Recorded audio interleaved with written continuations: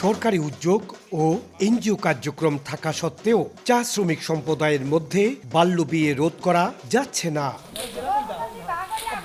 বাংলাদেশের চা বাগান সংলগ্ন এলাকাগুলোতে সামাজিক, অর্থনৈতিক ও সাংস্কৃতিক বিভিন্ন কারণে কন্যা শিশুদের বাল্যবিয়ে এখনো একটি বড় সমস্যা। দরিদ্রতা ও আর্থিক অনিশ্চয়তা চা বাগানের শ্রমিকদের স্বাভাবিক জীবনযাপন ব্যাহত করছে। আমার কম বয়সে বিয়ে হওয়ার কারণ হচ্ছে আমার তো বাবা নাই, আমার 3 বোন আছে, এরা চলাবার মতন কেউ নাই। অনেক পরিবারে আছে এরকমই যে সংসার চলতেছে না, এমনকি খাওয়া দাওয়ার কষ্ট হইতেছে।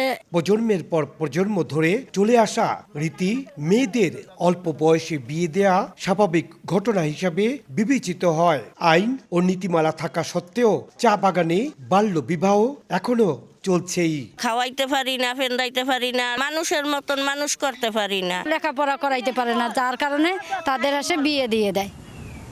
আর্থসামাজিক প্রেক্ষাপটে যুগের সাথে তাল মিলিয়ে টিকতে না পেরে চা বাগানের শ্রমিকেরা তাদের কন্যা সন্তানদের কম বয়সে বিয়ে দিয়ে দিচ্ছে। এ অবস্থায় সকলে সরকারের সহযোগিতা কামনা করেছেন।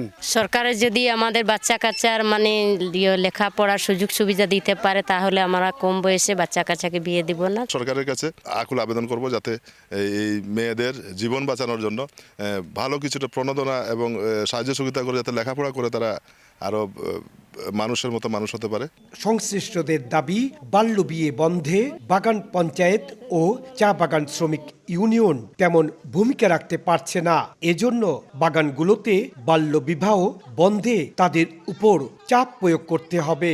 শ্রমিক ইউনিয়নের অনেক লিডাররা আছে, ওদের মধ্যে ওয়ার্কশপ বা সেমিনার করে ওদেরকে বোঝানো যে বাল্যবিবাহ কোনোভাবেই যাতে না করা হয়। পঞ্চায়েতকে আমরা যদি একটা জবাবদিহিতার মধ্যে যদি নিয়ে আসতে পারি যে আপনার বাগানে যদি কোনো ধরনের চা শ্রমিক ছেলে বা মেয়ে যদি বাল্যবিবাহের যদি হয় তাহলে সে যাতে ওইটার একটা লায়াবিলিটি থাকে। সিলেট বিভাগে চা বাগানগুলোতে একটি বিশেষ জরিপ অনুসারে মৌলভীবাজারে প্রায় 47.7 ভাগ, হবিগঞ্জে প্রায় 41.3 এবং সিলেটে 39.1 ভাগ বাল্যবিয়ে হয়। চা বাগান সম্প্রদায়ের বাল্যবিবাহের হার জাতীয় গড় থেকে বেশি এবং কিছু জায়গায় 70 ভাগের মতো।